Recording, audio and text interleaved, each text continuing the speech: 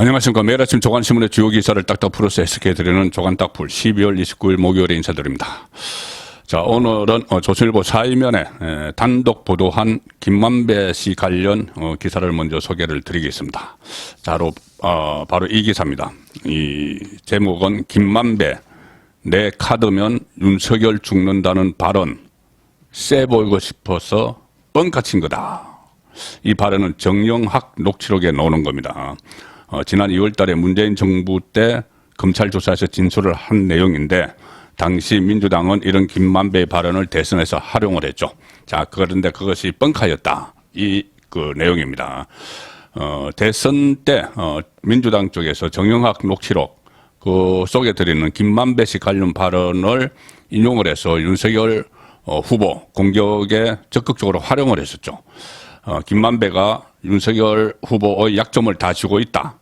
그렇게 이 김만배가 녹취록에서 말한 부분, 그 대목을 가지고 이재명 후보 진영에서 이재명 후보도 직접 토론해서 그런 이야기도 했습니다. 대장동 몸통은 윤석열이라는 식으로 그렇게 주장을 했습니다. 이 녹취록에 나오는 김만배의 이 발언을 가지고. 그런데 당시에 김만배가 검찰 진술에서 내가 한 말 거짓말이었다. 이렇게 이야기를 했다는데 그때 문재인 정부 검찰은 문 정권 성향의 검찰은 그것을 묵살을 해버렸고 그래서 이재명 후보가 계속 그 발언을 가지고 활용을 했다. 자, 그 이야기입니다. 기사 내용은 이겁니다. 이 대장동 사건 핵심 김만배 지금 자해 수동을 벌여서 병원에 입원해 있죠. 또 병원을 옮기는 과정에서 들어갈 때는 들것에 실려서 들어갔다가 2시간 후에는 걸어서 나왔다. 이런 또 TV조선 보도도 있었는데 어쨌든 지금 병원을 지금 옮겨 다니면서 입원을 했는데 김만배 씨가 2020년 정영학 그 천하동인호 소유주죠. 정영학 회계사에게 했다는 말. 검찰총장 윤석열이는 그러니까 2020년 당시에 했다는 말입니다. 검찰총장 윤석열이는 형을 본인 김만배입니다. 정영학에게 형이 가지고 있는 카드면 죽어 이렇게 말했다. 그 보도가 됐었죠. 작년 9월에 정영학 씨가 검찰에 제출한 녹취록에 담긴 내용인데 대선을 앞둔 지난 1월 말 유튜브 채널 열린공감TV가 공개를 했습니다. 그 발언을 윤석열은 내가 가지고 있는 카드면 죽어. 그것을 공개를 했죠. 그래서 당시 민주당은 김만배 소나기에 든 윤석열 이렇게 해서 대대적으로 홍보를 했습니다. 윤석열은 김만배 소나기에 있다. 김만배가 가지고 있는 카드면 죽는다. 이런 이야기를 했다. 자, 그래서 그때 아마 기억이 나실 겁니다. 그것을 막 확산을 시켰는데 그런데 김만배 씨가 지난 2월 초 검찰 조사에서 그러니까 대선이 본격적으로 들어가기 전입니다. 2월 초 검찰 조사에서 이렇게 이야기를 했다고 합니다. 그냥 제가 좀 센 사람인 것을 드러내고 싶어서 속칭 뻥카를 친 것이다. 이렇게 진술을 했다는 거죠. 당시 대장동 수사는 윤석열 대통령에게 부정적인 친문재인 정부 성향의 검찰 간부들이 주도를 하고 있었다. 그래서 이 발언을 쉬쉬하고 아예 묵살을 해버려서 이재명 캠프에서 계속 활용을 했다는 겁니다. 정영학 녹취록에 조선일보 취재에 의하면은 김만배 씨가 윤석열 대통령을 언급하는 대목이 3차례 등장을 합니다. 첫 번째는 2019년 12월 23일자 녹취록에서 정영학 씨가 당시 그 유재수 전 부산 그 경제부시장 감찰무마 사건이 있었죠. 그것과 관련해서 그때 조국 전 법무부 장관에 대한 구속영장이 나올 것 같으냐 이렇게 물으니까 김만배 씨가 윤석열이가 막 가는 거야. 세상이 시끄러워질 거야. 이렇게 답하는 대화가 나옵니다. 윤석열이가 막 가기 때문에 세상이 시끄러워질 거야. 이렇게 이 부분도 마치 김만배 씨가 윤석열 대통령과 잘 아는 것처럼 그렇게 이야기를 했다는 거죠. 그런데 김만배 씨는 검찰에서 그거 별 의미 없는 이야기고 윤석열 당시 검찰총장이 신임 장관에 대해서 수사를 하니까 시끄러워지지 않겠나. 그 정도 이야기한 거다. 이렇게 의미를 축소를 했죠. 이 부분도 가지고 민주당은 그때 활용을 했습니다. 그리고 2020년 3월 30일자 녹취록에는 김만배 씨가 정영학에게 이렇게 이야기합니다. 나는 윤석열이하고도 싸우는 사람이야. 그 서슬프런 이렇게 말하는 부분이 있는데 거기에 대해서도 김만배 씨는 그 검찰 조사에서 뭐 윤석열 대통령과 특별히 다투거나 그런 건 없다. 별다른 의미 없이 이야기한 거다. 자, 이렇게 이야기를 했고, 세 번째가 바로 조금 전에 소개해드린 그겁니다. 윤석열에는 형이 가지고 있는 카드면 죽어. 그런데 이는 뻥카였다. 자, 김만배 씨는 이 검찰 조사에서 윤석열 대통령에 대해서 이렇게 진술을 했다고 합니다. 이 대검 중앙수사부에 있을 때 처음 만난 것 같은데 개인적으로 친분이 있는 관계는 아니다. 이렇게 진술을 했습니다. 그리고 그때 대검 중수부라면은 윤석열 대통령이 이 대검 중수 1과장, 2과장을 지냈고 그때 김만배 씨는 언론사의 법조 출입 기자였죠. 출입 기자와 검사가 그 정도 관계로 아는 것이지 잘 아는 것은 아니다. 이렇게 진술을 했습니다. 그렇다면은 그때 대선 때 또 논란이 됐었던 김만배 씨의 누나가 윤석열 대통령의 이 부친의 집을 샀다. 그 부분도 무슨 뭐 서로 잘 알아서 집을 사줬다. 안 팔리는 집을 사줬다. 이렇게 또 그 민주당 쪽에서 주장을 했는데 그것도 사실이 아닌 걸로 되는 거죠. 잘 아는 개인적으로 친분이 있는 관계는 아니다. 이렇게 이야기를 했습니다. 이렇게 되니까 그때 당시 민주당 이재명 후보는 2월 말 TV 토론에서 녹취록 내용이 적힌 패널을 막 들고 나왔죠. 패널을 막 들고 나와서 그 김만배 녹취록, 내가 뭐 내 카드면 윤석열 죽는다 이런 발언을 한 것들을 패널을 들고 나서 막 생중계되는데 설명을 했습니다. 그것도 아마 기억이 나실 텐데 윤석열 당시 국민의힘 후보를 그 겨냥해서 자 이렇게 김만배가 이야기했는데 대장동과 관련해서 누구를 의심해야 되느냐. 그래서 막 공격을 했습니다. 근데 그때는 이미 김만배가 검찰에서는 그거 내가 뻥카 친 거야. 이렇게 이야기를 했다는 상황이죠. 그런데 그것이 검찰에서 시시하니까는 이재명 쪽에서는 계속 그 활용을 한 그런 상황이 있었다는 겁니다. 그래서 대선 직전에 윤석열이 김만배에게 약점 잡혔다는 주장을 한 민주당 성향 유튜브 채널 그리고 이재명 대표가 이것을 확산을 시켰고 문재인 정부 검찰은 이를 방조를 한 셈이다. 자, 이런 이야기들이 이런 뒷이야기들이 지금 하나씩 다 드러나고 있죠. 그런 상황이 완전히 변했습니다. 검찰 수사팀이 바뀌었죠. 대장동 수사팀이 문재인 정권 때 했던 팀, 거기서는 대장동과 이재명의 연결고리를 가급적 덮으려고 하고 윤석열 대통령과의 연결고리를 막 의도적으로 확산을 시키는 그런 수사를 했는데 또 이재명에게 불리한 것, 윤석열에게 그것은 듣고 윤석열 대통령에게 불리한 것은 막 퍼뜨리고 그리고 나중에 그거 뻥카였다. 이렇게 말이 나왔는데 그것은 묵살하고 자, 그런 상황이 일어났었던 겁니다. 오늘 많은 조간신문의 일면 톱은 어제 제가 소개해드린 그겁니다. 중앙일보는 노웅래 체포안 부결이 됐습니다. 그런데 이것은 이재명 방탄 예고편이다. 원래 노웅래 뇌물죄죠. 노웅래에 대한 체포동의안이 그동안 쭉 3번, 21대 국회에서 3번이나 체포동의안을 다 가결을 시켰습니다. 그래서 체포가 되도록 국회의원들이 만들어서 자기 사람 지키기를 안 한다. 이런 이미지를 심어줬는데 갑자기 노웅래 체포동의안은 부결을 시켰습니다. 체포하지 못하도록 거대 야당 민주당이 그렇게 한 거죠. 이것은 이재명에 대한 체포동의안이 들어올 것에 대비해서 예행 연습한 거다. 부결시키기 위해서. 자, 그 이야기입니다. 본회의에서 찬성 100일, 반대 160일, 기권 9. 한동훈은 노웅래 의원 돈을 받는 녹음 파일에 돈 봉투가 부스럭거리는 소리까지 담겼다. 이런 이야기를 막 했습니다. 이제 본회의장에서. 이거죠. 녹음이 돼 있는 내용이 노웅래가 업자로부터 돈 받는 순간이 녹음이 돼 있는데 그 녹음 내용이 이거라고 한동훈 법무부 장관이 어제 이 본회의장에서 이야기를 했습니다. 이 노웅래 의원이 이렇게 이야기하는 겁니다. 저번에 주셨는데 뭘 또 주냐? 저번에 그거 제가 잘 쓰고 있는데 이렇게 말하는 노웅래 의원의 목소리 그리고 돈 봉투가 오가면서 부스럭거리는 소리 그대로 다 녹음이 돼 있다. 한동훈 법무부 장관이 본회의장에서 체포동의 요청 이유를 설명을 하면서 법무부 장관이니까 노웅래 의원에 대한 체포동의 요청 이유를 설명을 하면서 그렇게 구체적인 이 녹음까지 다 있다. 이렇게 이야기를 했습니다. 그러니 체포동의안이 가결이 돼서 체포를 해야 된다. 이 이야기죠. 녹음이 그러면서 한동훈 장관은 이렇게까지 이야기합니다. 나도 지난 20년간 중요한 부정부패 수사 다수를 직접 담당해 왔지만 부정한 돈을 주고받는 이 현장이 이렇게 쌩쌩하게 녹음되어 있는 사건은 본 적이 없다. 이런 이야기까지 합니다. 그런데 169석의 거야 더불어민주당은 그렇지만 한동훈 장관이 그렇게까지 이야기했지만 몰표를 줘서 동료위원에 대한 방탄을 선택을 했다.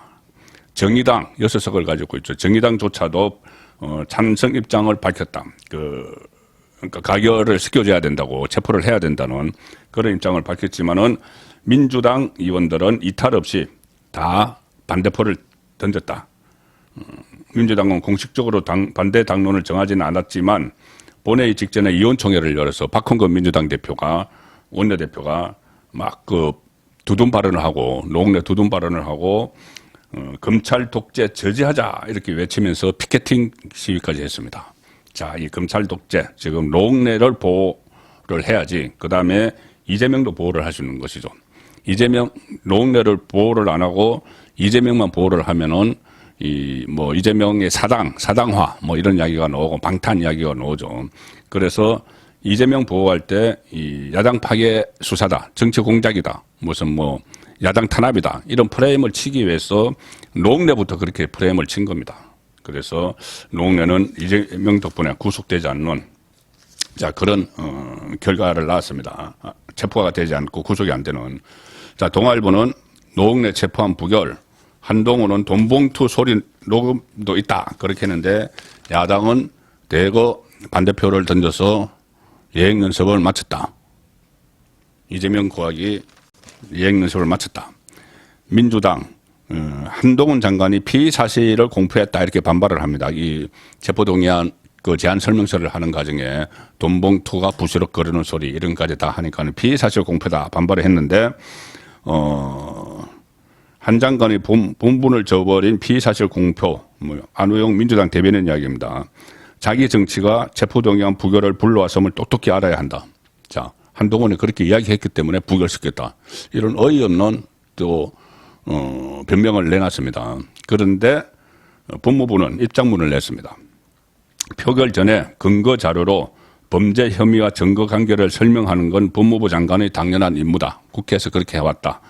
과거 문재인 정부 시절 추미애 법무부 장관, 박범계 법무부 장관도 체포동의안 표결 전에 국회에서 보고를 했다.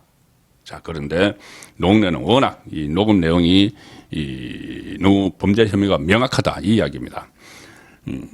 그래서 국민의힘에서는 이거 이재명 체포 동의안에 대한 예행 연습한 것 아닌가 이런 반응이 나옵니다. 주호영 원내대표는 민주당이 똘똘 뭉쳐 노웅래 체포 동의안에 반대했다. 앞으로 있을지 모르는 이재명 대표의 체포 동의안에 대한 예행 연습이라는 평가가 많다.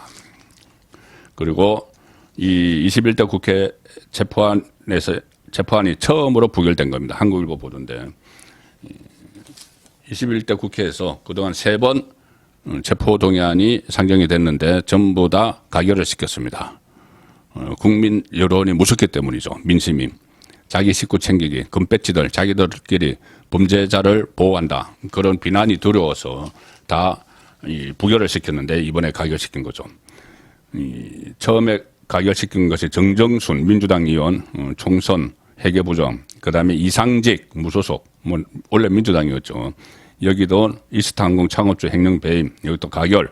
정찬민 국민의힘 시행사 편의 같은 특가법상 뇌물 가결. 그런데 노웅래 뇌물 불법 정치자금 수수 혐의 돈봉투 부스럭 이런 것까지 다 있는데도 부결을 시켰습니다. 자, 그래서 검찰에서는 이 회기가 끝난 후에 영장이 재청구될 가능성도 거론하고 있지만 불구속 기소도 가능하다. 그런 향후 검찰의 대응 방안이 나오는데, 자, 진보 좌파 성향은 이것을 어떻게 치렀을까요? 이것만은 어떻게 옹호를 하지 못하는 것 같습니다. 한겨레 신문 기사는 일면에 이런 기사를 쓰는 것은 아닌데 5면에 노웅래 체포 동의안 부결됐다. 4년 7개월 만에 방탄국회가 됐다. 한겨레 신문도 비판을 합니다. 민주당을. 4년 7개월 만이라는 것은 그 전에 20대 국회에서 또 있었는데 다 합하면 4년 7개월 만에 체포동의안이 부결이 되는 방탄국회를 만드는 그런 일이 있었다. 자, 한겨레 신문도 비판을 하죠. 불체포 특권 폐지, 대선 공약 모석. 민주당 이재명 대표 후보가 대선 때 불체포 특권을 폐지하겠다 이렇게 공약을 한 적이 있습니다. 그런데 지금 농내부터 예행연습을 시켜서 이재명도 불체포 특권을 누리기 위해서 이렇게 무리하게 이 몰표를 던져주는 자 그런 행태를 보인 것이죠. 이 정의당도 그 거대 야당이 방탄에 나섰다 이렇게 비판을 하는 상황입니다. 여론의 역풍이 불겠죠. 이제부터 이렇게 한겨레 신문조차도 이렇게 부정적으로 그 보도를 하는데 이 민심이 아주 안 좋아질 가능성이 있습니다. 그렇게 되면은 이재명은 오히려 그 부메랑이 돼서 오히려 이재명 체포동의안이 국회에 제출이 되면은 그것을 이 민주당 쪽에서 지금 노웅래처럼 부결시키기가 더 어려워질 수가 있습니다. 그리고 지금 민주당 안에서 이재명 손절론이 막 확산이 되고 있는 시점이기 때문에 실제 이재명이 체포동의안에 부닥치실 때는 어떤 결과가 나올지 모르죠. 민주당에서 이 반발표가 나와서 체포가 될 가능성도 있습니다. 더구나 지금은 여러 가지 이 상황 변화가 있죠. 특히 그 중에 한 사람이 이번에 특별 사면된 김경수입니다. 김경수. 김경수 전 경남도지사의 움직임도 지금 예사롭지 않습니다. 벌써부터 윤석열 대통령을 공격하는 메시지를 내놓기 시작을 했고, 김경수가 창원교도소에서 나올 때 임종석을 비롯해서 민주당 그 사람들이 쭉 몰려가서 도열을 하는 그런 상황이 있었는데, 어제 김해 진영읍 봉하마을을 갔죠. 노무현 전 대통령 묘역을 참배를 했는데, 그래서 지금 부산 경남, 그러니까 PK 민주당을 중심으로 해서 이 김경수가 그 마쿠에서 역할을 할 것이다. 그런 이야기들이 나옵니다. 그래서 오늘은 제가 부산에서 발행되는 국제신문과 부산일보 기사를 좀 소개를 드리겠습니다. 국제신문 기사입니다. 정치면에서 특별 사면, 문재인 적자, 김경수 역할론이 지금 나오고 있다는 겁니다. 부산에서 발행되는 국제신문의 분석 기사입니다. 문재인 적자, 김경수 역할론, 당내 친문 구심점 활약 기대감, 2024년 총선을 앞두고 PK를 중심으로 친문 구심점으로서 역할을 할 수 있을지 관심이 모아지고 있다. 어제 새벽에 창원교도소를 나오면서 기자들과 만나서 이렇게 이야기했습니다. 이번 사면은 받고 싶지 않은 선물을 억지로 받은 셈이다. 결론적으로 보낸 쪽이나 받은 쪽이나 지켜보는 쪽이나 모두 난감하고 딱한 상황이다. 본인이 가석방 불언서 이런 걸 냈죠. 지금 정치적으로 다 대응을 하고 있는 겁니다. 그래서 국민 통합을 위해서라는데 통합은 이런 일방통행 우격다짐으로 이루어지지 않는다. 자, 이거 윤석열 대통령을 공격을 하는 것이죠. 지금 윤석열 대통령이 국민 통합 차원에서 이 특사를 단행을 했는데 이걸 이렇게 우격다짐으로 이루어지지 않는다. 이렇게 하면서 또 본인의 정치적인 목소리를 막 내기 시작을 하는 겁니다.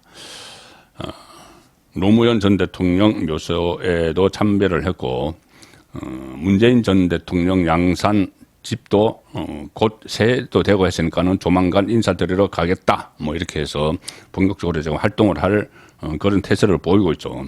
그래서 당내에서는 이재명 대표의 사법 리스크가 커지는 상황에서 김경수 전 지사의 역할론을 주사하는 분위기다. 일각에서는 조심스럽게 이재명 대안론까지 나오고 있다. 또 한쪽에서는 문재인, 이 친문계죠. 문재인 전 대통령도 지금 사법 리스크에 몰려 있으니까 김경수가 이재명을 오히려 또 보호할 수도 있다. 그 문재인과 같이 공동 이 운명체가 되고 있기 때문에 같이 사법 리스크에 몰려 있기 때문에 자 그런 분석도 나오지만 그 분석보다는 이재명이 낙마했을 경우에 친문을 중심으로 해서 그 당권을 다시 장악을 하는 물론 지금 김경수가 복권이 안 됐기 때문에 국회의원과 대선에는 못 나오는데 당 대표직에 나올 수 있느냐 없느냐 이것은 지금 당헌을 살펴보고 있다고 합니다. 어쨌든 이 대표든 아니든 마쿠에서 역할을 마쿠 실력자로 행세를 하던 김경수 역할론이 지금 커지고 있는 상황이다. 다만 복권 없는 사면을 받은 만큼 김경수 정치활동에는 제약이 따른다. 자, 이것이 국제신문 기사입니다. 그리고 부산일보는 봉화마을부터 달려간 김경수 위에 사진도 있습니다. 그런데 국민의힘에서는 아니 범법자가 죄를 지어서 2년형을 선고를 받고 특히 민심을 왜곡하고 여론 조작을 한 드루킹 사건으로 그런데 지금 특별사면이라는 은전을 받아서 나왔는데 무슨 뭐 영웅 행세를 하느냐 이런 지적이 나오는 거죠.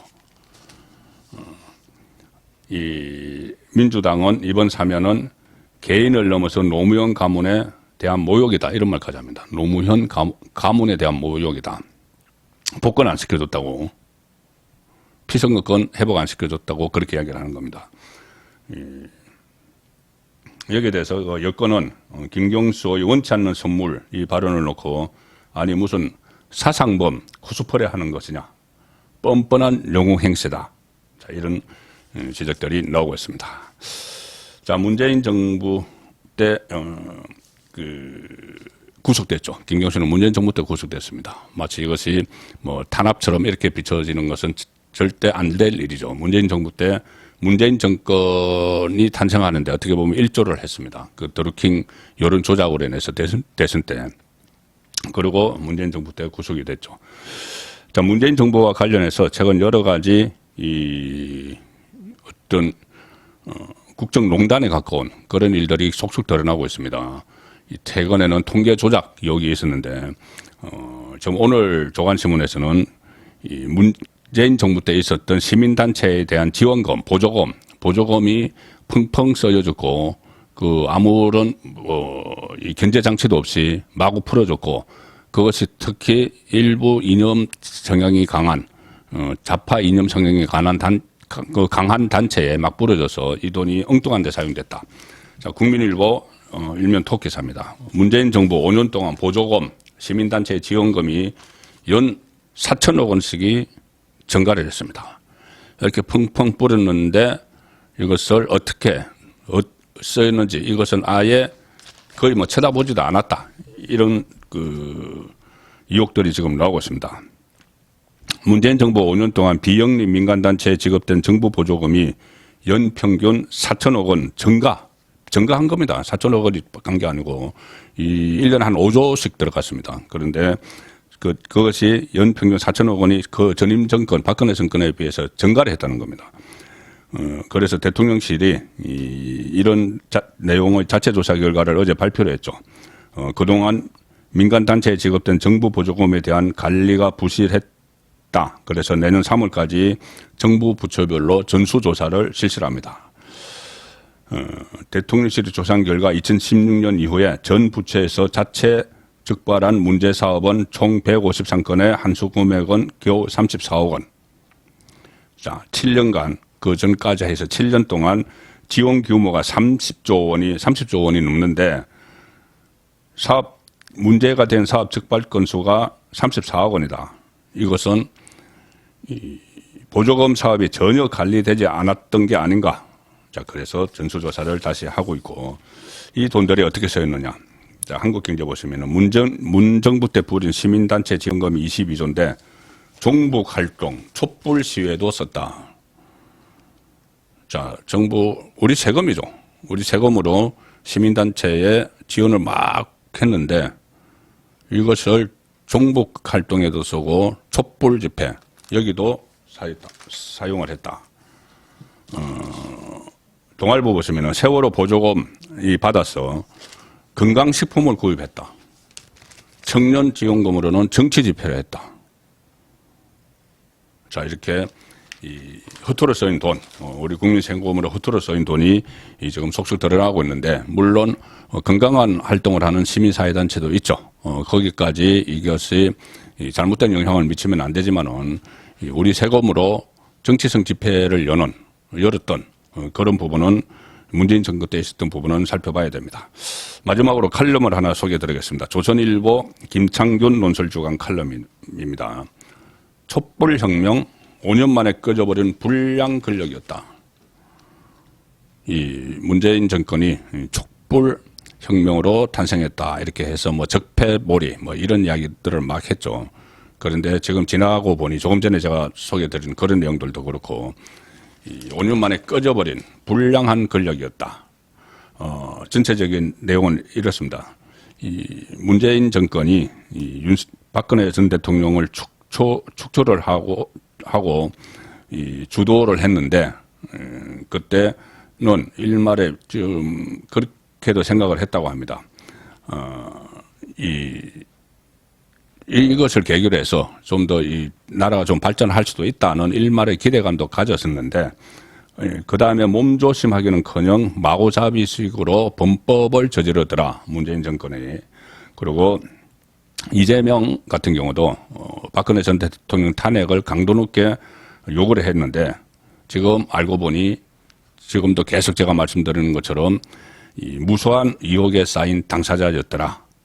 그래서 권력이 영원할 것 같은 착각을 하고 있는데 자기 경계를 소홀해서 몰락을 자초했다. 87 헌법체제 이후에 보수정권 10년, 진보정권 10년 그 사이클이 있었죠. 그런데 이 촛불혁명으로 탄생했다고 이렇게 뭐 어서대던 문재인 정권은 그 사이클을 지키지 못하고 5년 만에 10년이 아니고 5년 만에 꺼져버리는 불량 권력이었다. 이런 칼럼 내용이었습니다. 12월 29일 보내드린 조간딱풀이었습니다.